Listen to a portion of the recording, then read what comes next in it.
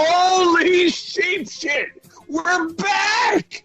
What's going on out there, guys? This is Post to Post Wrestling podcast back after a couple weeks off. We were doing some stuff and getting some stuff did and trying not to get that coronavirus, but your boys are here, the brothers of discussion, Will and Grayson. What's going on, fellas? Yo. Hanging out. Grayson's not blind anymore. No, just a blurry vision, you know. I got like another, I don't know, up to 2.5 months to 6 months. So everything's good to go, but, you know, that's cool. For anybody who gives a shit, Grayson got his eyeballs did. They're all. I got them done. I got penetrated. Yeah, I got penetrated by some lasers, but no flaps were cut. Just had some alcohol dissolution of the cells. It was a good time. Speaking of flaps, Sonny got arrested again. Oh, damn. Oh, How's that man. for a segue? Not early enough. I was ready to get this out of the way. All right, we're done. That's a show, everybody. Another day, another mugshot. Oh, man. Another day in paradise for Sonny. I was like, the skies are gray. For Sonny, let's see. Oh, wait. It's Tuesday. Yep. Time to get arrested. Makes sense. I mean, she's in and out so much, she's going to become the time to make the donuts guy, but for minor offenses against the law. I'm going to start setting my alarm to her arrests. I bet I can get up for work every morning on time if I did that. She needed a break from fucking Twitter and shit anyway, so yeah, there you go. Get locked up, that'll give you a break. That's exactly what it is. Since we started off with Sonny, might as well just go ahead and continue with WWE then. We don't have to. She's not WWE. Well, that's the last thing she was actually even memorably attached to. I just heard the word flaps, and it made me think of Sonny. Fair enough. I heard Sonny, it made me think of WWE because both of them suck. Oh, ouch. Damn. All right. So, WWE Great American Bash or NXT was the big thing that we saw over the last couple weeks. We saw some history being made as Keith Lee brought home both the North American Championship and the NXT title from Adam Cole. Good for him. Yeah. That is good. I mean, Keith Lee's been on a damn hot streak, I'll tell you that. I mean, and honestly, like, when it comes to the WWE product, the only thing I give a shit about halfway is NXT. I don't give a shit enough to watch it on the regular, but it's the only part that I know is putting out consistently good product. But still, yeah, it's good for Keith Lee. Adam Cole, he's been on the tip top for so long, it doesn't bother me to see Adam Cole lose, even though I like Adam Cole, you know, Bullet Club for life. But he's not going anywhere. He's solid. He's cemented in WWE. That's Triple H's new boy. I didn't say he was going anywhere. I'm saying Bullet Club for life. Even though he left, he's still Bullet Club for life. I'm saying the loss is not going to hit him or affect him that hard. It's going to not storylines for him. Not in the least. Not in the least. He can take a hit like that. Keith Lee getting that double belt and making history, that's a big deal right there. The only thing that kind of tainted it was that dumb motherfucker sharing that picture early. Granted, it got us a scoop, but come on. Yeah. We might be reporting next week that motherfucker's out of a job. Who knows? That's crazy. That particular team in to share, they were getting pushed before Coronapocalypse hit. They were supposed to go up against Matt Riddle and Pete Dunne, but they lost confidence in their ability to carry a match like that in a program like that, so they put them on the back burner, and now they're resurfacing again. But after this shit, who the hell knows? Oh, they are they're going to be more of a job squad than Ricochet was recently with his tag partner. They might as well dust off those fucking job squad shirts that Al Snow probably still has in a warehouse out there and go ahead and put it on them all of the day. Because those guys are going to be jobbing out to fucking everyone forever until they get pissed off and try to get out of their contract. And then WWE's like, fuck no, you're stuck forever. And it looks like Keithley's next program is going to be Karrion Kross, as they're pushing him big time. At the end of the match, him and Scarlett were watching, the celebration from up in like their booth or whatever. So, up in one of the boxes? Yeah, up in one of the boxes. So they're setting that up. On Monday Night Raw, we saw the return of Heath Slater, one of the people who were let go on Black Wednesday. He showed up for a storyline match against Drew McIntyre, where Drew Claymore kicked the shit out of him in under a minute. I mean, he just beat the shit out of him. But it was pretty cool. Like, the fact that they brought him back, they put him on TV. The guy's fire on the mic. Like, he did a good job in his promo with Drew, and it sucks that, more than likely he is going to Impact Wrestling. Like, there's big hints for him that he's going to show up at Slammiversary. Yeah, it's probably just a nice little send-off more than anything, since he's rolling out. And then he had he was really well liked in the locker room. A lot of people thought really highly of him. So, I mean, I don't know. They definitely could have used that as a way to bring him back in. Like, it was just cool to see. They were referencing 3MB and whatnot. The old job squad that they were part of. Jinder Mahal. God, please continue hindering the gender. I do not like Jinder Mahal at all. Too many steroids. You can tell that dude is just roided the fuck out. He claims he's not. He's said multiple times. I mean, he went from being just regular big to what the fuck happened big real quick. Someone got on the Bane diet. Oh shit. Let me get that venom. I'm Boa Bobo from Double Dragon the movie. Eat that man some spinach. And then we've got upcoming. We've got the horror show at Extreme Rules is going to be the pay-per-view this weekend. You guys feel like doing some predictions for it? I'm for it. What we got happening at Extreme Rules? So all I know is this one's called The Horror Show Extreme Rules. Don't forget, it's The Horror Show Extreme Rules. Because I think the Bray Wyatt Swamp match, possibly. Yeah. Could be. So I'll just start at the bottom of the list that I got. That is Mr. Cruz versus MVP. Apollo Crews, they brought out the new United States title 2 weeks ago. MVP brought it out better.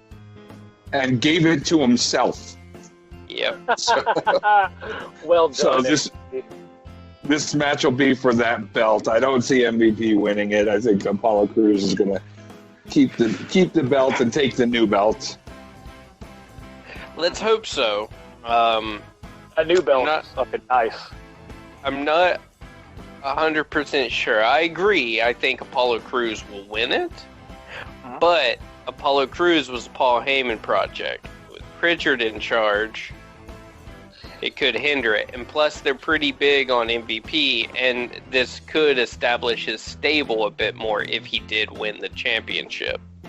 Hurt business. So this one's kind of a toss-up with what they're doing. Plus, they usually like having a face chase a heel for a belt more so than anything else. So, just with that, I am leaning towards MVP in some sort of nefarious interference match like every WCW mid-90s to late 90s pay-per-view. Yes.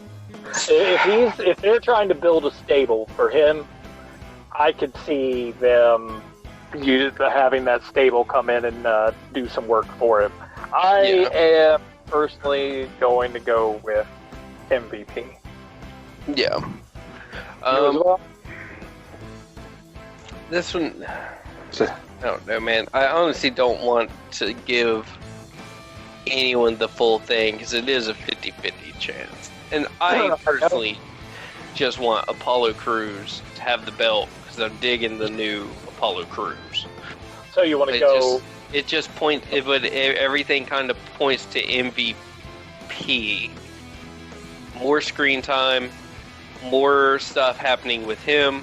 The belt can help establish that more so and give the group some clout rather than like Titus Worldwide where they tried to do this and it just failed miserably. Mm-hmm. So I might go MVP despite my better judgment. All right, I'll bring with Apollo. I'll put you down for MVP. So John, you're going Apollo? Yep. Okay, I'm going MVP, but god damn it, please let Cruz win. Let me be wrong. I want to be wrong on this one. You're wrong. Your wrongness brings me up to 40%. Yes. 37.2. Don't get ahead of yourself. The next match is the I-49 match, Rey Mysterio and Seth Rollins. Rey Mysterio currently does not have a WWE contract. He is working basically to get his son in the door. I could see them popping Rey's eye out as a way to write him off since he doesn't seem interested in renewing a contract. I think it's just building to the SummerSlam match of Dominic and Rey versus them, where Dominic finally turns on him and kind of, and this depends, him not signing could hinder Dominique continuing his wrestling. So it could just be a moot point of this whole, maybe he does, maybe he doesn't, because if Rey doesn't stay, I don't see why they would take an unestablished son of Dominic on as a performer when they're already like letting people go. Just doesn't make sense. I don't know. I mean, they do have a tendency of keeping legacy performers on until Ted DiBiase Jr. And there's now that man is a real estate agent. You need to give him some respect. I mean, I bought his action figure used just to tear it apart for a customer recently, but that's about as far as Ted DiBiase Jr. goes in my book. But you got to think about it this way: it's like all the multiple generation ones. You've got the Ortons, you've got the Flairs, et cetera, et cetera. They're willing to bring in legacies, regardless of whether they've got a contract with them still or not. Rey has enough clout with all of his time with WWE to be able to bring in a son, whether he signs or not. They know from his track record that Rey's basically a journeyman. He goes where he feels like he's going to have the most fun at the time, or where he can help somebody out. Well, here's my thought. That's all well and good, but Dominic is no Orton of any sort. Look at the two from when Orton debuted in OVW and Dominic, and you tell me who's a star. I'm not going to make that comparison. I'm just making the comparison of legacy. I didn't say that he was some sort of, savant. I'm just saying it's not happening. The legacy argument's not happening. Not with Dominic. It's just not. If it was, I would give more clout to Seth Rollins and Becky Lynch's child than Dominic. So you're saying this isn't even me hating Dominic. It's just me I've seen a little bit of him. Maybe he's a good wrestler, but I haven't seen him actually wrestle. Like, I've just seen him do a few run-in pops and then dip out. So, like, the whole arc, in my opinion, is just kind of what the fuck is going on right now. and then add in Rey Mysterio's contract, and I'm still like, what the fuck is going on right now? So, I mean, I feel like it'll just be Rollins. I'm going with Rey in this one, because if you said they're building up to another match, I'm going to give Rey the win on this one, and then that gives more of a reason for them to really shut him down in the next one with Dominic turning. But that wouldn't, if Rey wins, I feel like the match is kind of useless, unless it's a win because Dominic interferes. That's the only way that would work. Because if it's just, a clean clean Rey Mysterio win with no interference outside of Seth Rollins' crew, then that's the match. There's no Seth Rollins' crew. It's Murphy. That's it. Yeah. Austin Theory's been off TV since speaking out. That's my statement. His crew. Maybe we'll get a random author of pain, random person. Maybe Razor, unless he's like the dead one. Who knows? They're always injured or something. Yeah, they are. That's just not good for them. So I mean, so you're going Rollins then. I'm not. Who won their last match? I think it was Rey. And who won? I think they've had already 2 or 3 matches by now. I feel like. I know he got the eye gouged, and then they had the match, and I think Rey won. I'm going with Rollins, because if they're going to literally pop the fucking eye out, it's easier to hide one eye in a mask than with just your fucking face hanging out. Another toss-up. There's too many factors in play. Let's go. If Rey wins, there's almost no reason to do the match. If Seth wins, it's because there's a reason for the match, because Dominic will instigate it. I'll go Rollins.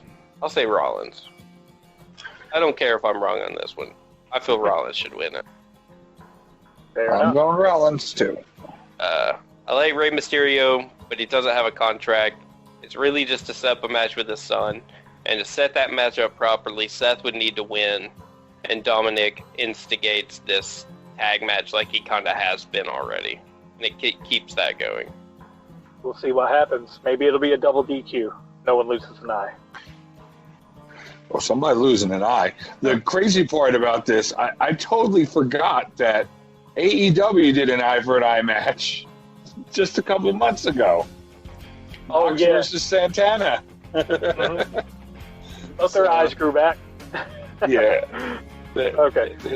They were okay eventually. Rey will survive losing an eye. He already survived losing a mask. Slamboree 9. Yes, you're right. All right, so next match. Strowman and Wyatt in the swamp fight. And it's Wyatt, Eater of Worlds, Wyatt.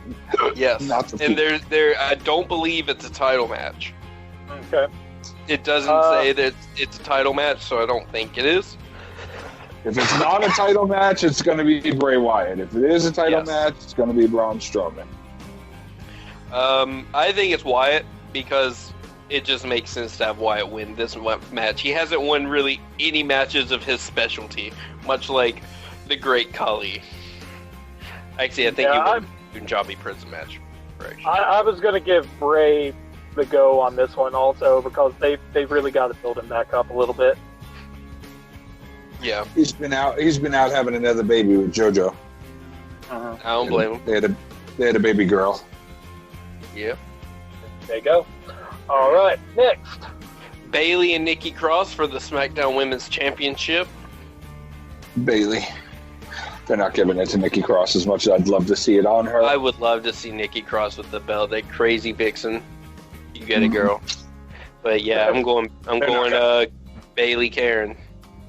Bayley it is.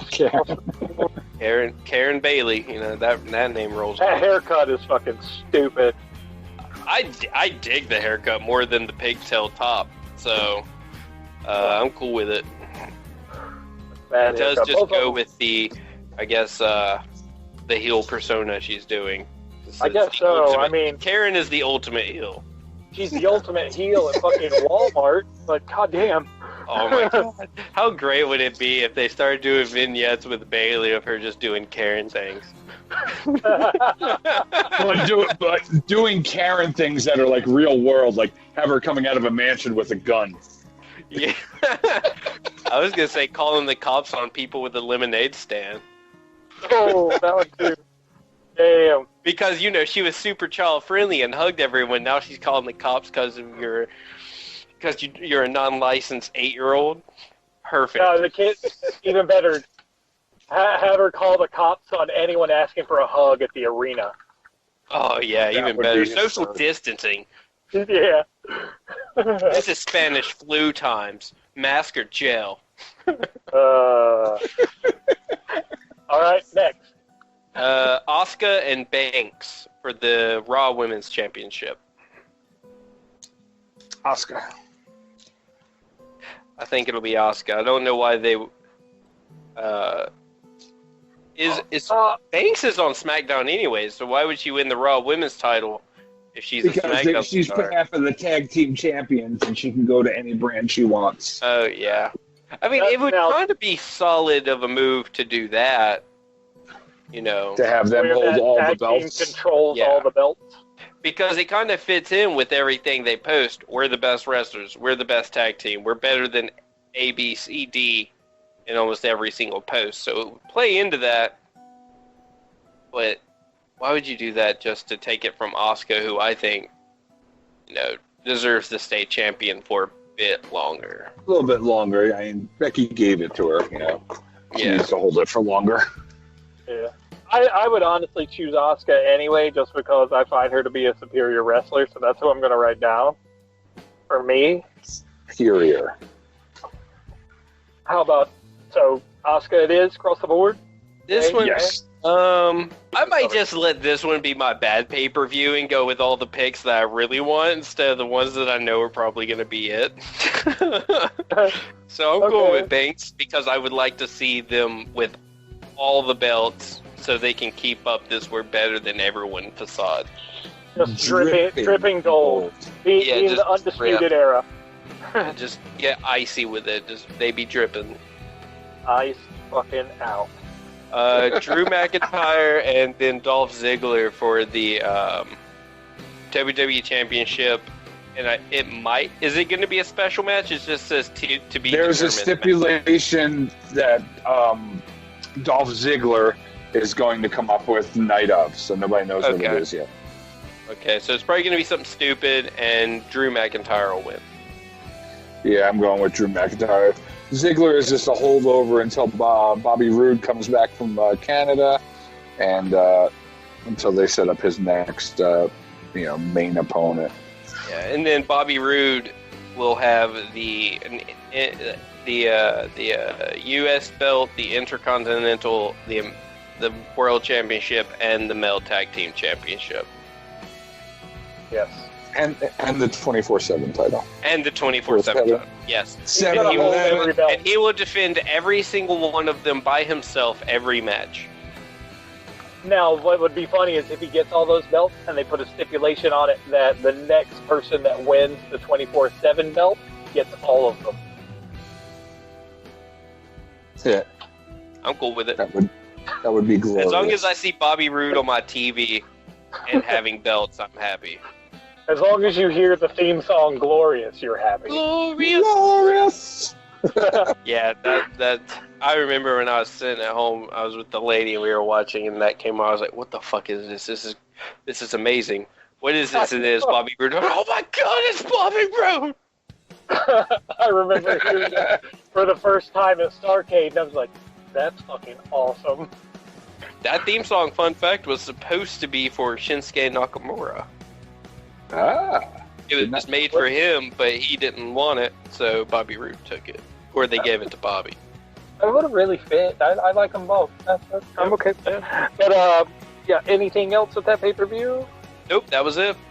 That was There it? 6 All matches. Yeah. Card subject to change. Hard subject. SmackDown to hasn't change. happened yet, so something could change. Yep. All right. Let's see. I guess other things we can go into. I mean, apparently, given everything Big Rona's done to us, apparently KO, our boy Owens, got enough clout to get Vince to change some rulings about their handling of the pandemic at their events and things. Yeah, I guess he lost a family member, his grandmother or something like that. So he's like super up on, testing and masks and everything else. Yeah, I know I saw like a big post about him talking about it and how people are just shitting the fucking bed when it comes to dealing with it. They're throwing down fines for the performers in the audience not wearing masks now. 500 a first offense, 1,000 a second, and I don't know about a third. Hell, you can't come back, you're fired. Yeah, 3 strikes and you're out, probably. Other than that, I mean, let's see, the other big Rona-related thing was Rusev. Yeah, Rusev. Yeah, he got the COVID. Yeah, so Lana's parents had it first. Both her parents, mother and father, had it, and now he is confirmed positive as well, which could play into this weekend because they were hyping him up for Slammiversary. Yeah, they kept showing a Bulgarian flag, and his exact words were, "I cannot confirm nor deny that I'll be at Slammiversary." I hope if he has it, if he's testing positive and, he's able to, at least he can record like a vignette promo and send it in. So that way he's still participating even though he can't in-ring perform. Mm-hmm.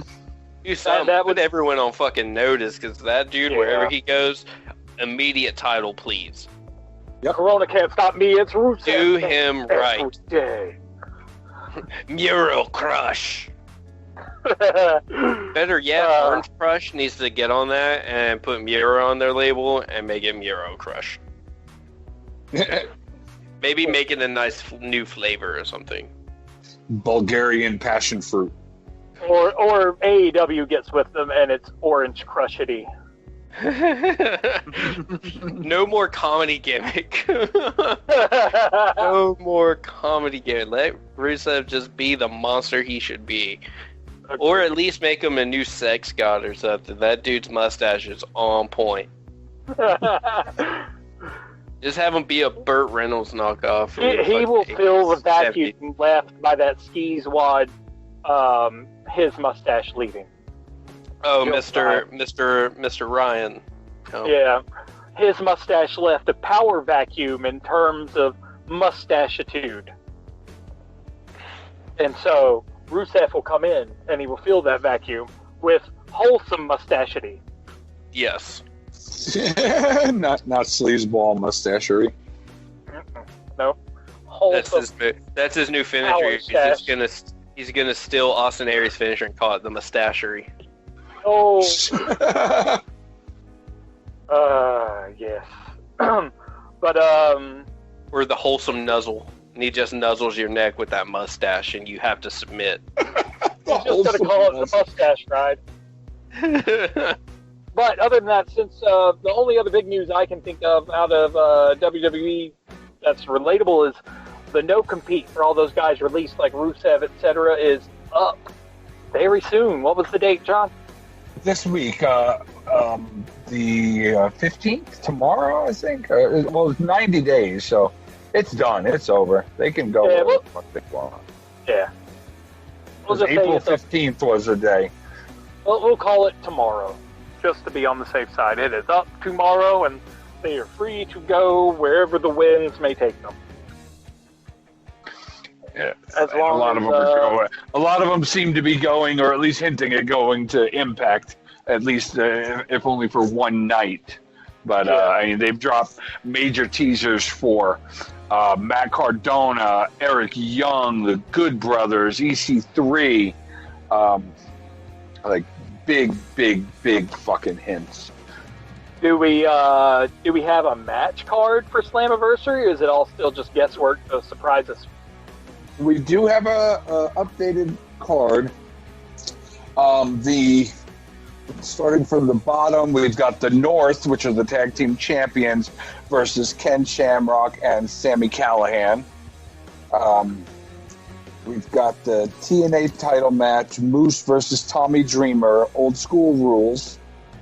we've got a number one contender gauntlet match for the Knockouts Championship, which is going to have a whole bunch of women in here. You got Madison Rayne, Kimber Lee, Rosemary, Nevia, Su Yung, Kira Hogan, Taya Valkyrie, Sasha Steeles, Alicia Edwards, Kylie Ray, and Jessica Havoc.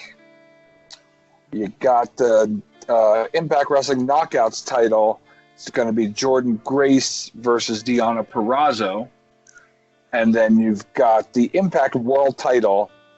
This match had to get revamped completely because Michael Elgin got fired and Tessa Blanchard got fired. So where they landed on this, it's going to be Ace Austin versus Eddie Edwards versus Trey Miguel versus a mystery competitor, which is more than likely going to be one of the guys coming back from WWE, and I'm leaning more towards EC3 in that match. Okay. So do we want to try to make any predictions on the matches that we do have, or do we want to wait until we know more? Do you guys really want to predict? You guys don't watch it at all. So you're like, she's got a good name. I'll go with her. I'm fine with that. Shit. Just because I don't watch Make it. predictions. Okay, well, let's do it then. Starting at the bottom, the North versus the North. For those of you who don't know, is All Ego, Ethan Page, and what the hell is his name? The Walking Weapon, Josh Alexander. That's the North, and they are going against Ken Shamrock and Sami Callihan as a kind of thrown together tag team. The North just hit 1 year as tag team champions. I'm sticking with the North. They're Canadian boys. The company's Canadian. They've already set a record. And, 2 pay-per-views ago, we had Sami Callihan versus Ken Shamrock. So, yeah, I just hearing it, even though I don't know too much, just hearing that it was Ken Shamrock and someone else thrown together, I was like, that's a very New Japan-esque, enhancement tag team, just to give you an extra W and to put a big name from the past in there to kind of make you look good, even though they didn't really need that, from what you're saying. So I also was like, as soon as I heard that, I was like, yeah, it's probably going to be the North, especially since they just set up. Yeah, he's back on. Ken Shamrock is back on the roster. He's an active wrestler again for Impact. Yeah, I mean, the way I'm saying though, they wouldn't give the belts to just some slapdash tag team after a major team has held the belts for a year and just set a record. Yeah. To do that would just fucking shit all over them. That's like some WWE shit. I highly doubt they would do that. I'll agree with you, and you can decide who you is. Okay, the North it is. There we go. We'll call it a unanimous decision. All right, next. Next up, we have the TNA title match, which is Moose versus Tommy Dreamer. Old school rules. Moose. And I'm going with Moose. Tommy Dreamer's enhancement talent at best now. He's got the clout to be legitimate in the eyes of the fans, but unless it's a House of Hardcore, event match, I don't see him really winning. Match. Yeah, unless it's a niche match, he's not going to do anything. Well, it is old school rules. This is technically a niche match, but I still see Moose coming in with the victory. Yeah, I think they're too high on him right now with him having that belt and all the heat behind it. Basically he found it in the back when they did the TNA One Night Stand and proclaimed himself the champion. Kind of like MVP. Yep. But, I'm going with Moose. All right, then we have the number one contender for the Knockouts Championship match with a whole crap ton of females. I'll go through the names again. Madison Rayne, who is a 5-time former champ. Kimber Lee, who used to be Abby Lace in NXT. Rosemary. Nevia, who is Jessica Havoc's tag team partner from the independent scene and from Women of Wrestling. Su Yung, but she'll be wrestling as Susie. Kira Hogan. Taya Valkyrie. Tasha Steelz, Alicia Edwards, Kylie Ray, and Jessica Havoc. I'm going with Kylie Ray. That's who I think is going. She's been getting a good push over here. They're really high on her. She's performing well, and she's the first person to be released from AEW. So I can see her winning this one. Yep. It's not Madison Rayne. Definitely not. I can believe Susie, but only if it was Sue Young, not Susie. So she won't be it. Rosemary kind of makes sense. I don't believe Kiera Hogan. Kiera Hogan did call out Impact Wrestling management for the lack of her getting a push recently. Okay, then she definitely won't win. Okay, yeah, you just solidified that. That's fine. You don't talk shit, and then they give you something. She'll get her ass stomped into the dirt. That's what's going to happen. They are going to make sure that match runs to where everyone just stomps a mud hole in her ass. And if it's Battle Royal style, she's over the top. Almost. It's a gauntlet match, and there's a lot of female tag teams in there because like Kiera Hogan and Tasha Steelz are a tag team. Jessica Havoc and Nevaeh are a tag team. Rosemary and Taya Valkyrie are a tag team. Sue Young and Kylie Ray are a tag team. So I mean, Madison Ray, Kimberly, Alicia Edwards, they're the ones flying solo. Because of the storyline, I could still see Kylie Ray winning it because she's like trying to get, Susie to be good and to be nice and not go back to being Sue Young. That makes me wonder if this is going to be a turn and Sue Young is just going to pin Kylie Ray and say, fuck this shit. It's possible. So you want to go with Sue Young? No, I just don't think it's going to be Kylie Ray. Oh. Okay. I do not believe that at all. Now, who?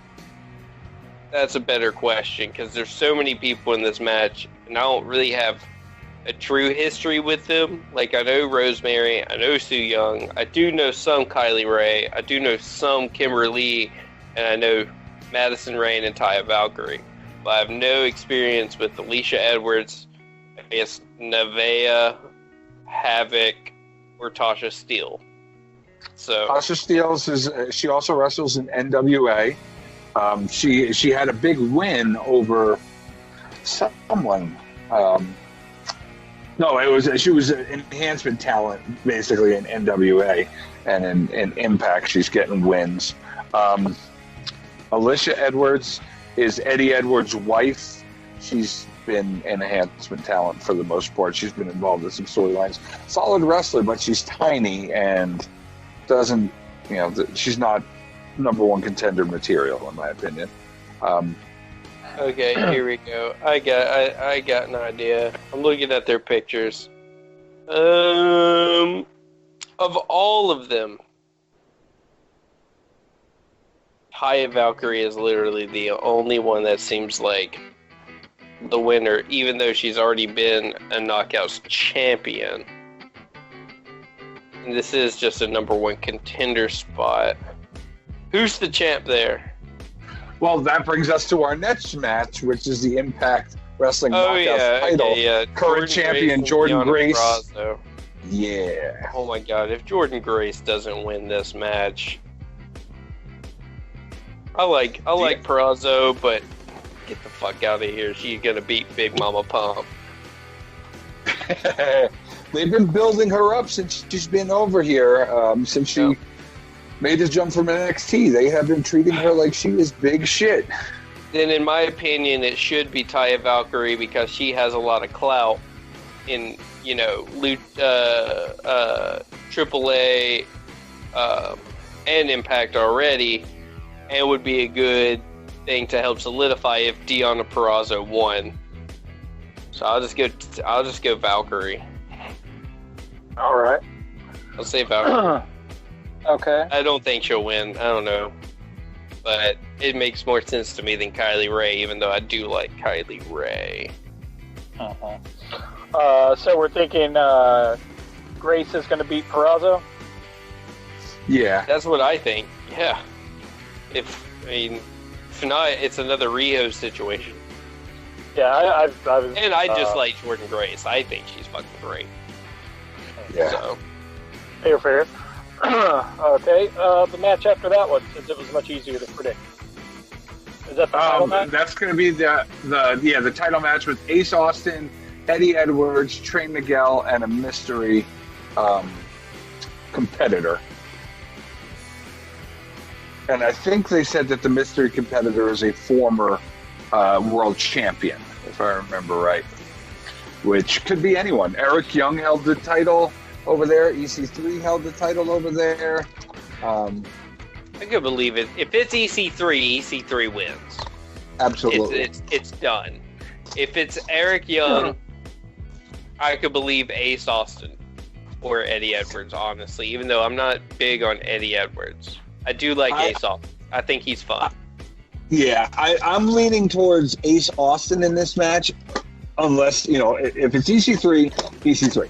If it's not EC3, I'm going to go with Ace Austin because it's a chance for him to be the youngest world champion ever at Impact Wrestling. Like, there's a lot of storyline that would go behind it. He's got Madman Fulton backing him up now since OVE is done. There's a lot of storyline behind that. I don't think it'll be Trey Miguel. He's great. Don't get me wrong, but he's with the Rascals, and I just don't see him as a standalone world champion just yet. It really depends on who the TBD is. Much like, remember, our Brian Cage situation. Yep. It's so hard to choose. Is it going to be Ace Austin, Edwards, Trey, or this mystery opponent? We have no idea who it is because it could just be someone shitty. Watch it be goddamn Shark Boy. I would still prefer Shark Boy because I love Shark Boy, but he's not going to win. So it really just depends on who it is. Shell, yeah. Oh, God. Nope, now it's Alex Shelley. Done. Already. All right. So we'll play it the same way we did the Brian Cage match. I think it's Ace Austin or the TBD, the to be determined, depending on who it is. Yep. But, chances are it's going to be the to be determined. Yeah, especially if it's a big enough name, they'll definitely slap a belt on them just to immediately make it seem like they're worth it. Yep. And EC3 would be perfect in that regard because he was so misused in WWE. Like, it was sad the way they fucking did him in WWE. It really was. He's much better than that. But all things considered, I mean, even though I don't follow it, sounds like Slammiversary will be all right with just that card right there. I don't know whether they're going to add more matches or not. I think the main thing is just getting ready to see who all's just going to fucking appear. And that alone has piqued my interest enough to where I may try to find some way to peep it. But with that, let's go ahead and segue into AEW, which everything's pretty light. Even coming off of the 2 weeks of Fyter Fest and getting ready to roll into Fight for the Fallen tomorrow. So what you gents think about Fyter Fest as a whole? It reminded me of the 2 nights of Wrestle Kingdom. Kind of reminded me of that format. With not the 2 nights, grand, of course, but yeah, not as grand, not as big a deal, not as much pomp and circumstances. But I liked it. I liked the way that they did it. I liked the way that WWE did it with the Great American Bash, because storylines from one week played into the next week, and I kind of enjoyed that. And with all the swerves they had to face just to get there, they handled it very well. Yeah, I know. All that crazy shit, because I mean, they changed a bunch of matches after that that last week we recorded and things like that. There were a lot of things set into motion that caused them to do a lot of dipping into the card subject to change pool, and everything turned out really nicely. I mean, my fucking best friends versus Paige and Paige, Omega. yeah, the title match, Paige and or Paige and Omega. I've watched the clips from it. That was a damn good match. Yes, it was. Dude, I'm just gonna say the fucking 4-on-4 tag match and the Cassidy Jericho match. Like, Cassidy Jericho was the Swedish stuffed Bort kiss.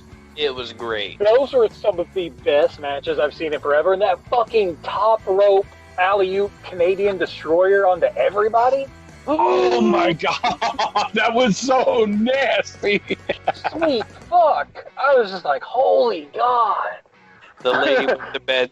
The lady went to bed sour that night because I shot my load then. So I was done. It was over. Game set match, and it was a fault. I am really hoping that this creates a stable between Butcher and the Blade and the Lucha Brothers. Death Triangle. Yeah, I mean, they already Death Triangle can still technically happen if you think of the tag teams as individual entities, and you have 1, 2, and then you have Pac. It's still a triangle. If you think about it as people, individual people, where you had Penta, Ray, Pac, that was a triangle. Now you don't have that anymore.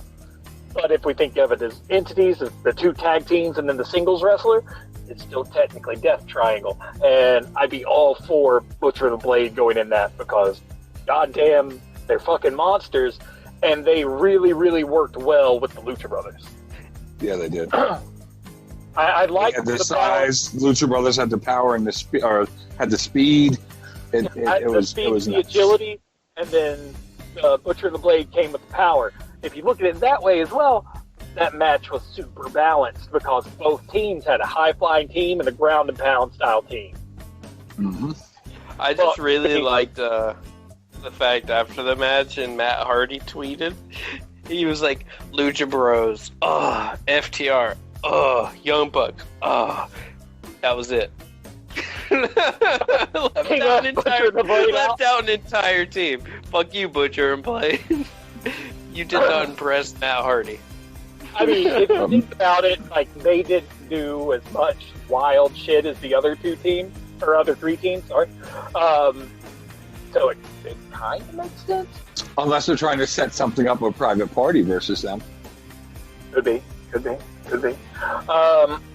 That would also make sense.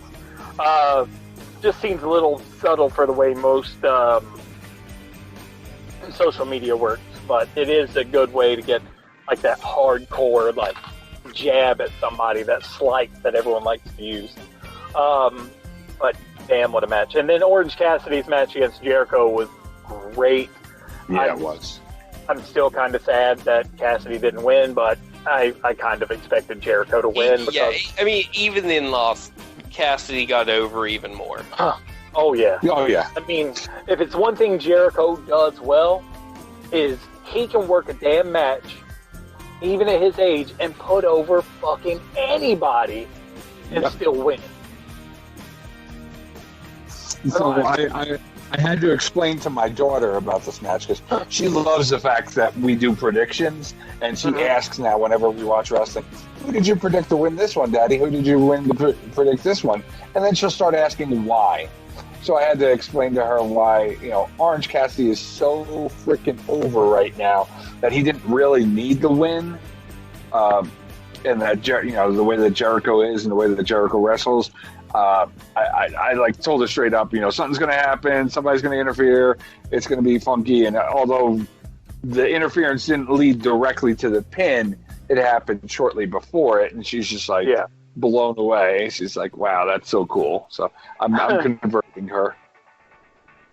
There you go. It's just funny. It's like, if you've watched enough wrestling, there's, as bad as it sounds, there's a limited amount of ideas that they tend to pull from, and if you watch it enough, you're going to know which Lego blocks they put together to build this creation. And 9 times out of 10, if you've got a heel, there's going to be some sort of dirty business, And it's going to make both parties look really good in the terms of one's going to get the W, the other one's just going to get the rub. And this was one of those matches where they put it together to do this, just that. 100%. Unlike a Brock Lesnar match where you get no rub. Fuck Brock Lesnar. You don't get a rub, you get a concussion. Yeah. At best. At best. But yeah, those matches right there were so good, and just the multiple nights of build up to those. It was wonderful. And I hope we see more of that now that we're seeing our new norm now. I'm hoping we're going to see more of that. Yep, and I mean the other big things at Fyter Fest, fucking Taz bringing back a blast from the past and making his new protege look even, I guess you could say, better. He said he didn't want him to go into Fight for the Fallen without a belt, so he broke out that FTW championship. Mm-hmm. Fuck the world. Oh yeah, fuck the world for the win, either one. But it is back, and Brian Cage is carrying it, and I keep forgetting every time, no matter how many times I've seen how big that fucker is, every time I see him, like, holy shit. His muscles got muscles. Mm-hmm. Weird. And then he'll Hurricane Rana your ass. No joke. He doesn't look like he'd be able to do fucking anything. He looks like he can barely fucking, touch his shoulders with the opposite hand. But other things, even after all that shit at Fyter Fest, FTR is still on just a handshake deal. Yep. Still on a handshake deal. Which, I mean, that's cool. It's definitely keeping them open to, go wherever the wind takes them. But I definitely want to see them sign in. But it will not happen until their angle with the Bucks is finished. Yeah, they got to get that match with the Bucks until they do that. They ain't signing shit. No. And I would almost guarantee that they won't sign shit until they have the belts. I really think that's the case. Or almost as soon as they get the title belt, that's when they sign their contracts. I believe it. It just seems like the kind of shrewd business move that they would pull, because they've kind of come in with this like shrewdness that they know exactly what they're gunning for the whole time. After the dealings that they had with WWE, that wouldn't be surprising. Just the way that they were mishandled over in WWE. Fool me once, shame on you. Fool me twice, shame on me, or whatever the hell that saying is. Whatever George Bush said, right? Yeah, they ain't trying to be fooled again.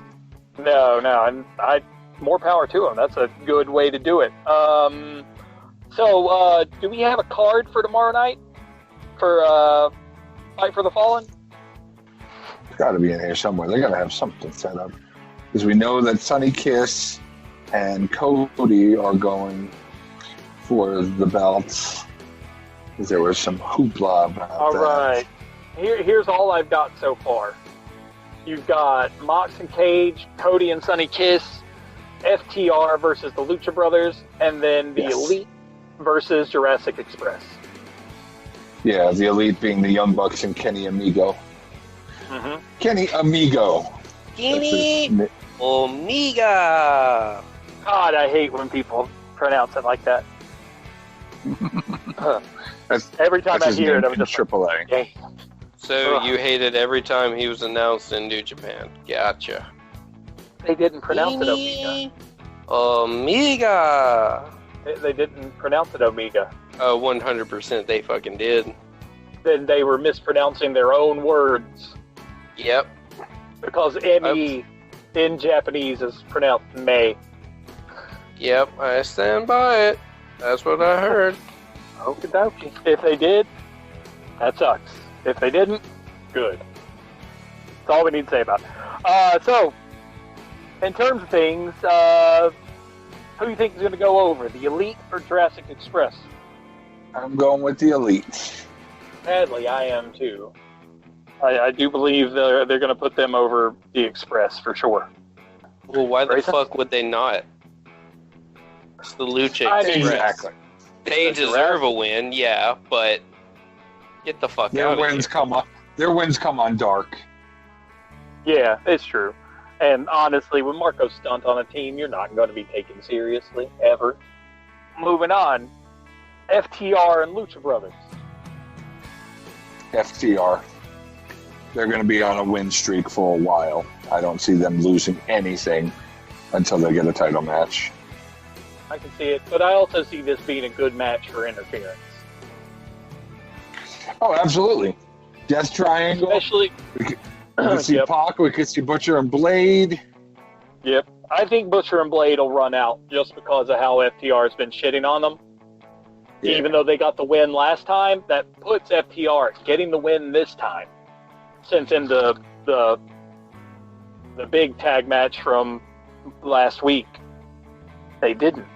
That means this week, they will. Or it's just a double DQ. But I feel like FTR is going to get it as well. Now the controversial match of Cody versus Sonny Kiss, which, why it's controversial? Fuck if I know. Who gives a shit? It's going to be a good match. Just a bunch Sonny of Kiss is going to carry that match. I'll say, as someone who is, I don't see any controversy with it. Sonny Kiss has gained a lot of respect from me as a performer. At first, I was leery. I was skeptical. This guy's twerking and makes people, pound his ass. You thought it was all shock value and no substance? Yeah, well, I was familiar with the guy from his time on Lucha Underground as Exalicious. So, it's not a big shock to me or anything. But the guy has come into his own as a performer. He... is, in my opinion, one of the best offerings that AEW has as far as young talent right now. And if Cody deems him worthy for the match, who the fuck is anyone to say that he's not worthy? Exactly. That's my thoughts 100%.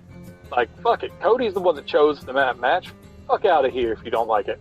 That's not your job. Apparently, Cody doesn't choose the matches. According to him, it is Tony Khan, Arn Anderson, and QT Marshall that choose his opponents. Well, Arn's works with Cody, so I'm going to say that Cody chooses his matches just because Arn's there. They're done. They're looking at some other talent as well to possibly come in and challenge for that belt. A couple names have been getting brought up frequently by Arn Anderson, by Cody, by other people, and the biggest one, the most frequent one, is Warhorse. That would be pretty badass. They bring that dude in. There's a lot of stuff going on Twitter, and Cody and Warhorse are sharing stuff back and forth. Another name that's been thrown around is Eddie Kingston. Most recently with NJPW. I would like to see Kingston only to keep him fresh, because as annoying as he is as a character, he is good on the mic. I've never been a fan of his. I didn't like him when he was with LAX and Impact. I haven't really liked his work that he's done with NWA. His character, I don't like his character. That's what I'm saying. As a character, I don't care for it. But in terms of being able to cut a promo and work the mic, he does quite well. So I would like to see him get, a little more face time with the people, since NWA is apparently turned into fucking Carniville. not even real Podcast Central. Fuck. Everyone, if they're playing it safe and they can afford to do it, good on them. Keep your talent safe. But at the same time, Ricky Starks has dipped out. Zicky Dice has dipped out. Zicky Dice has dipped out with a belt. Yeah, he had a title belt. He said, "Peace, I'm out." That's crazy. It's just like they're playing it safe, but at the same time, I think, seeing as how other companies are doing it, they could easily be filming crowdless shows at their TV center. If they did that, they'd be missing out on their biggest friggin' star. Cheese Santa. It's true. Fuck that guy. So to circle back around, who you got, Cody or Sonny? I'm going Cody. I mean, we all know it's going to be Cody, sadly, but it's definitely going to put Sonny Kiss over. And speaking of people getting put over and wanting to see him back, I want to see Ricky Starks do another match with AEW already.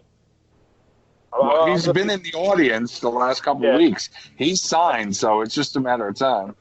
I'm ready to see him back in the ring already and get that good push. He won a match on Dark. Okay. He had a match on Dark because last week had a supersized edition of Dark again. It was an hour and a half long, and I want to say it was either that week or the week before, but he had a match and he won against some friggin' jobber. So the last one it brings us to, of all that are listed outside of anything that they add between tonight and tomorrow, Mox and Cage. It's not happening. It's not happening? They cancel it? It's not happening. No, it hasn't been canceled yet, but they're going to do like they did last time and wait till the last minute, because I don't think Renee Young is over COVID, and I don't think he's going to leave her side. And I think it's just going to add more fuel to the fire. I could be wrong. Her health updates, she's been posting and whatnot, and she's doing better. But, I mean, if they're so concerned about COVID, are you really going to have a guy whose wife literally just had it, come in and compete for the main event? It's been 2 weeks since they were supposed to have that match, or 1 week or whatever the hell it was. But I just got a feeling that it's not going to happen. That's something... I don't see Mox being there, especially if his wife is still sick. Well, let's say if it did happen, who would you take? Mox. Me too. Honestly, I don't think Cage has enough clout yet to carry the big belt. Big Platinum. Mm-hmm. Now I do want Mox to win and just take the FTW belt from him. That would be cool. Just straight up take it. Like, this is mine now. You lost. This is mine. I'm this title holder too.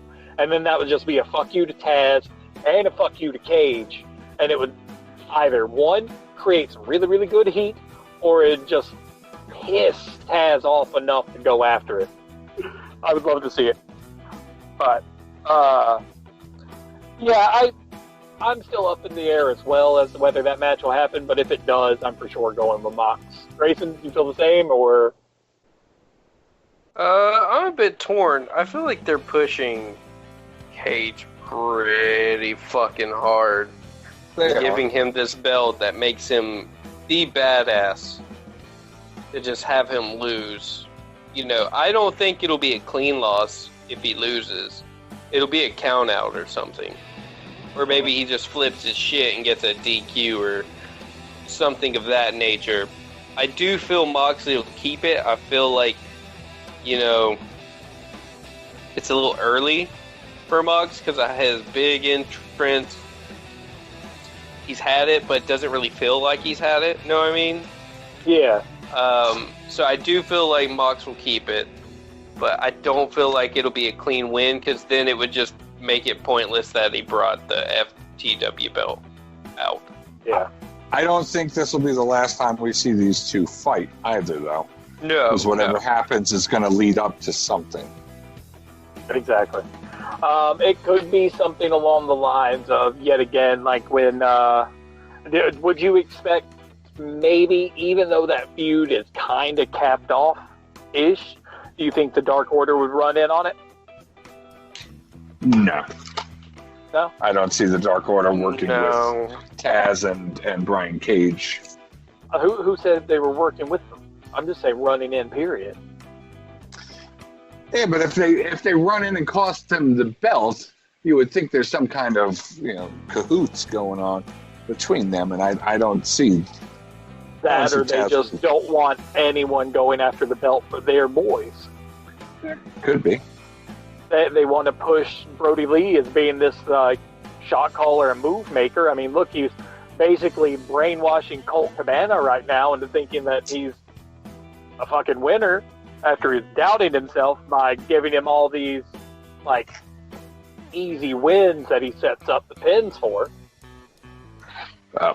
With that regard, I could totally, and might be, way, way down the road, but I can see Colt Cabana taking that TNT title from Cody Rhodes down the road. I could too. Yeah.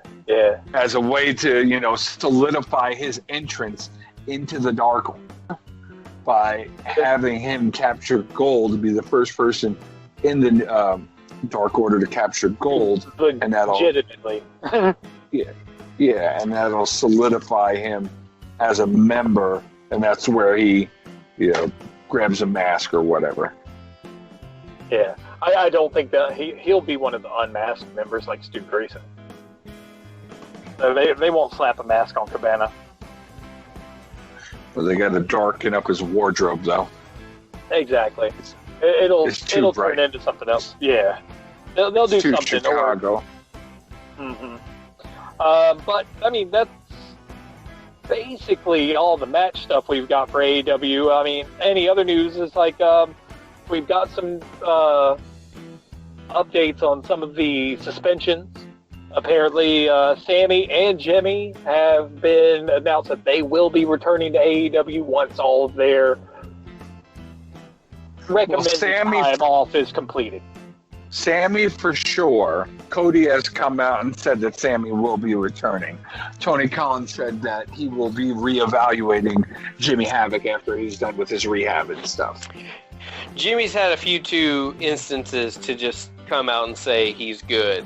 They are going to review him because, he tried to rip off Excalibur's mask.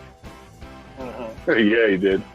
I like Jimmy Havoc a lot. I do not want them to cut him loose, but if they deem him too much of a liability, then for sure let him go. But if he goes through rehab and seems like he's on the up and up, and they basically, keep a pretty close eye on him, then I see no problem with bringing him back in, because honestly, I like watching his matches. I think he'll be back. I think he's. Although his stuff was more, more recent, more in your face than Sammy Guevara's stuff, which I still don't fucking agree with, and that's just my opinion on it. 4 years ago, God damn it. We made that. That's the last one we did. We don't need to go back down that road. we made that.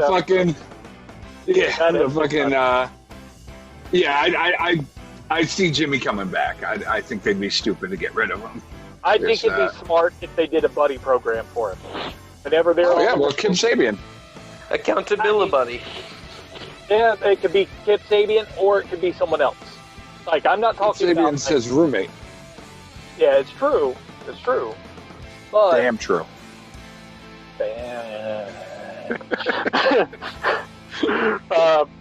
That could work, or they could, if they're staying in hotels and stuff together on the road, whenever road shows start coming back, they can put him with someone that they know will kind of make sure he stays out of trouble.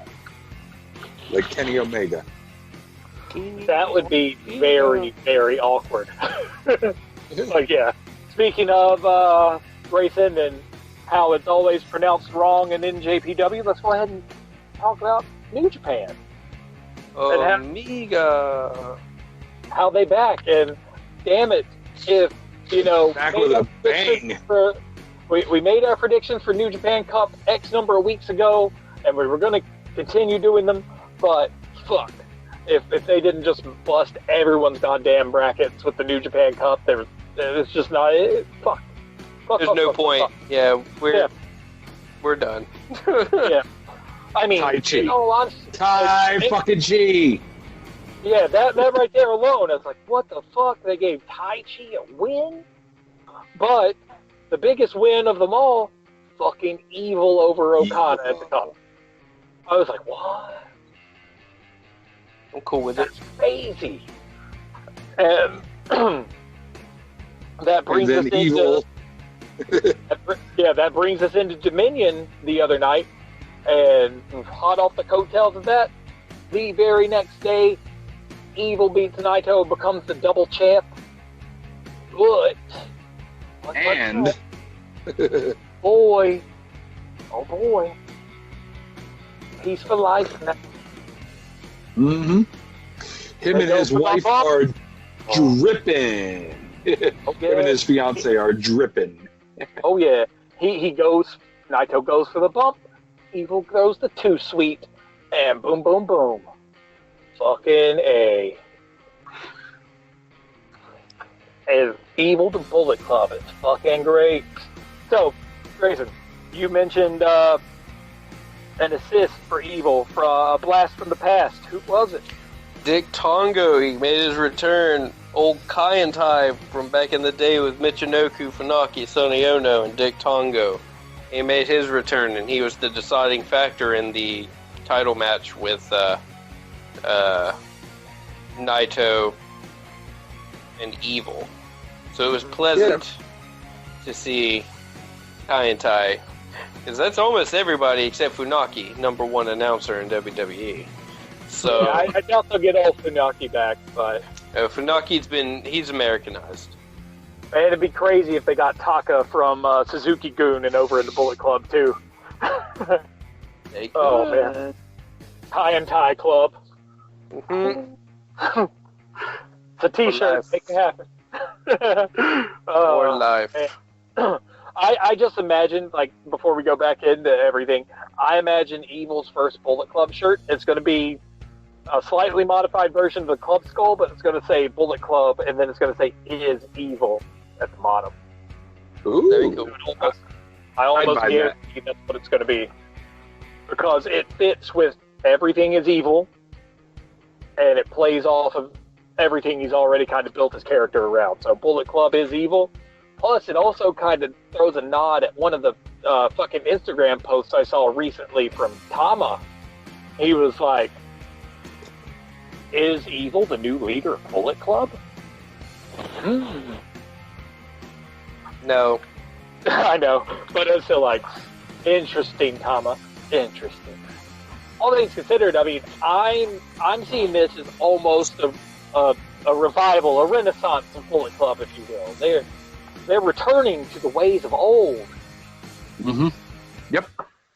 Oh. And my prediction of the Bullet Club being done, this being their last year, totally wrong. No, the one thing about it, they're diversifying now. It's not all gaijins. It's not all foreigners anymore. I mean, it wasn't earlier on, because, I mean, you had our boy... Good Brothers. No, Tokyo Pip. He was the only Japanese member of Bullet Club. Yeah, he was the first. Yeah, up until Jado, Gato, and such jumped in, and then they brought in Taiji Ishimori. Yep. Now, you've got them, and you've added Evil to the mix. You've added, apparently, looking ahead to New Japan Road, Togo is in the mix. Yeah, he's wrestling with them.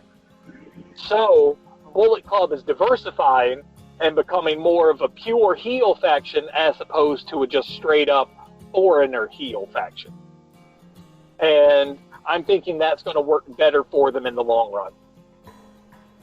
Possibly the main impetus behind this is the fact, with all these travel restrictions, some of their big guys can't be there. ELP can't be there. He's stuck in the UK. Fucking Jay White stuck in New Zealand or wherever he is. Same with Fale. The GOD, they're stuck where in their home. Fucking, I believe Kenta lives in goddamn Tampa, so he's in the States. I thought he moved back to Japan once his deal was up with NXT or WWE. Technically, I think he's still in Florida, man.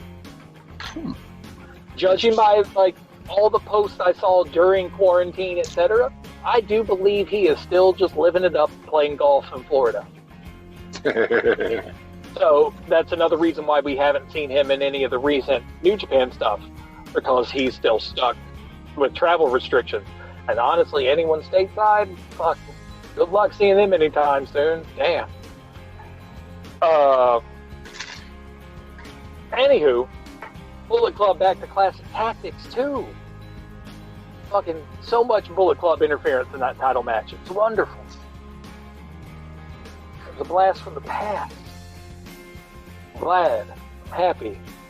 And then what made me even happier is watching, like I said, I watched most of Dominion today, and seeing the Tokyo Pimp actually get the pin and the win. I was like, oh boy, finally. Giving him some love. I know. And the best part is, it was like, he's the one that turned on Chaos and went to Bullet Club. They played it up with all this past history to build a feud between him and Okada and Gato. Or not Gato, but etc.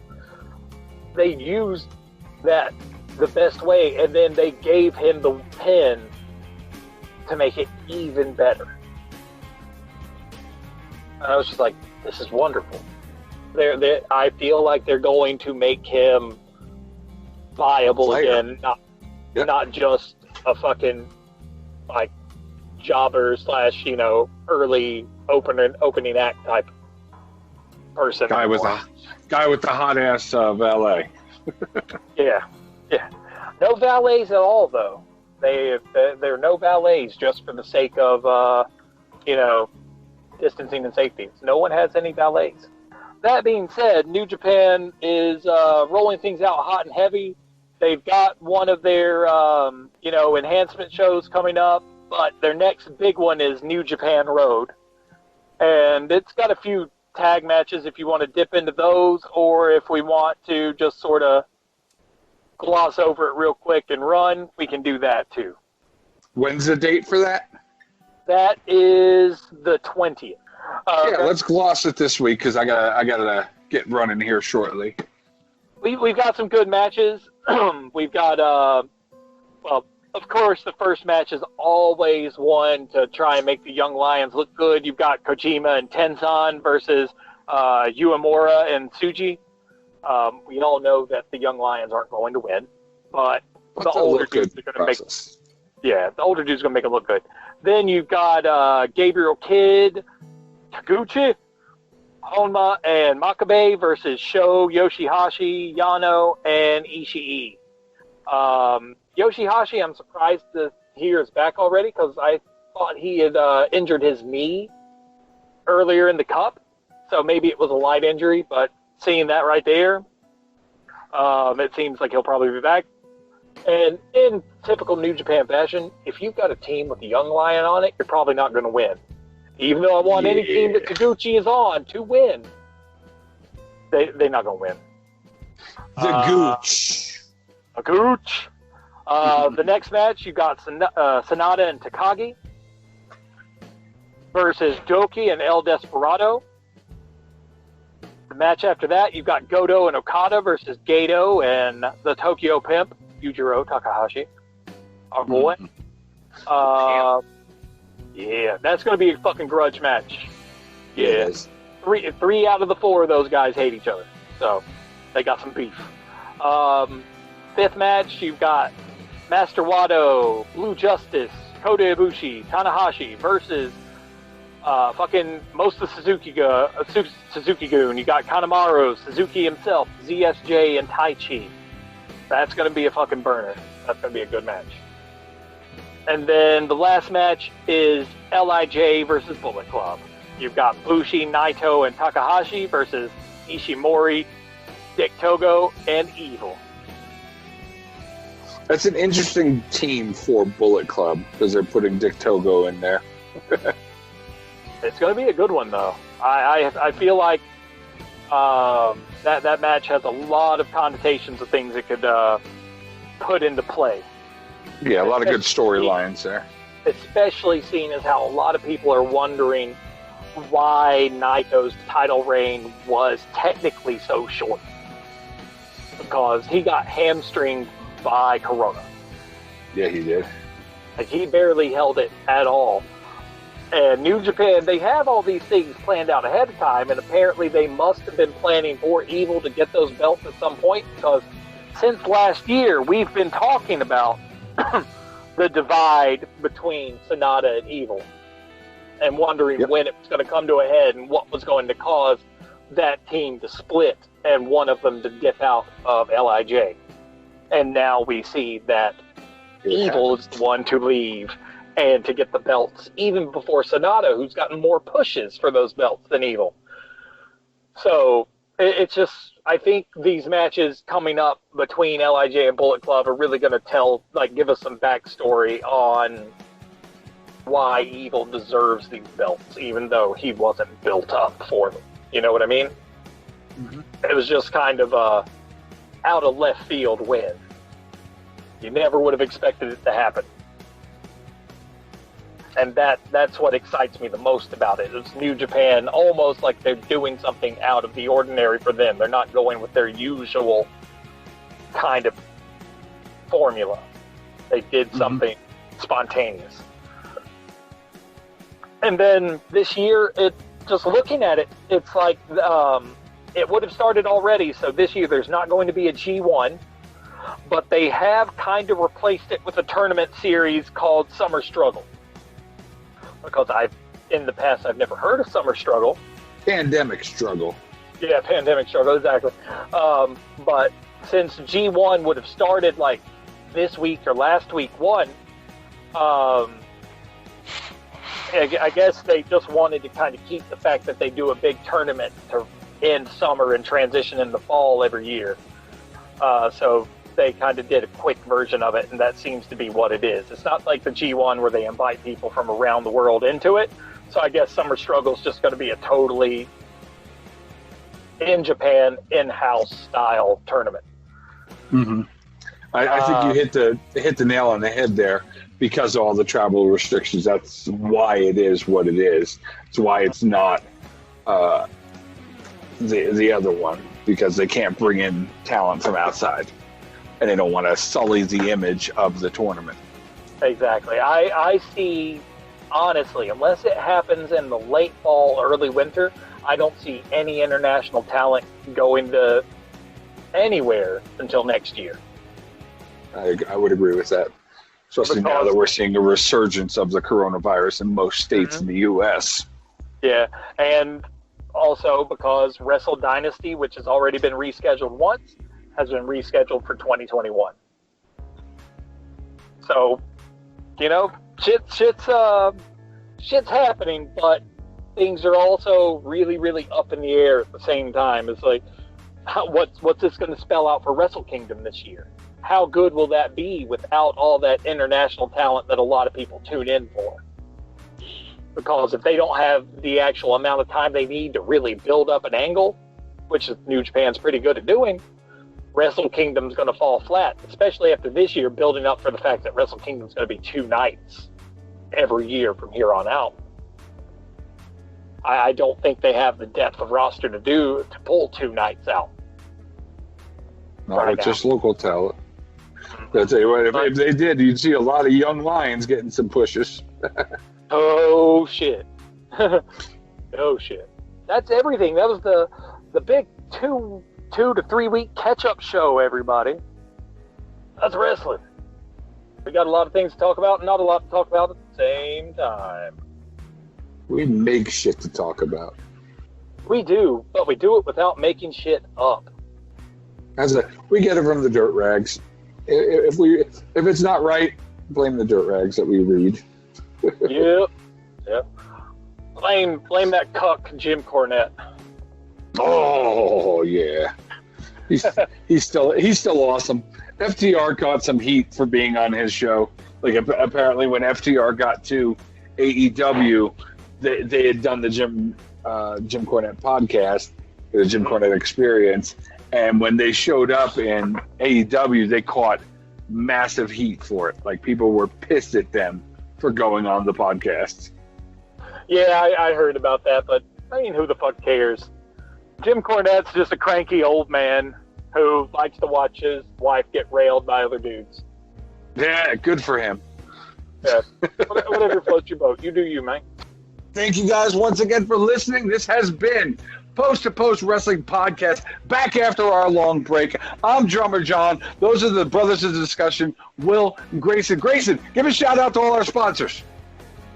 So we have a fake sponsor with Omaha Steaks. Promo code A1 Steak Sauce is terrible. And then we have Blue Chew. Get the pep in your dick. Promo code. Get stiff. Get a hitch in your dick. There we go. I like that one. Get a hitch in your dick. I have no idea what to call it. I want to just say, put the hitch in your dick. Just start fucking tagging them on Twitter every time we share shit. Yeah, every time. Hitch in your dick. Hashtag Come Blue fucking Show. see us at StarCast. All right. So yeah, Omaha Steaks, Blue Chew, buy your Teenage Mutant Ninja Turtle toys, sell them to Will, and have a good night. Peace out. If anyone finds the Casey Jones one, give it to me. Bye.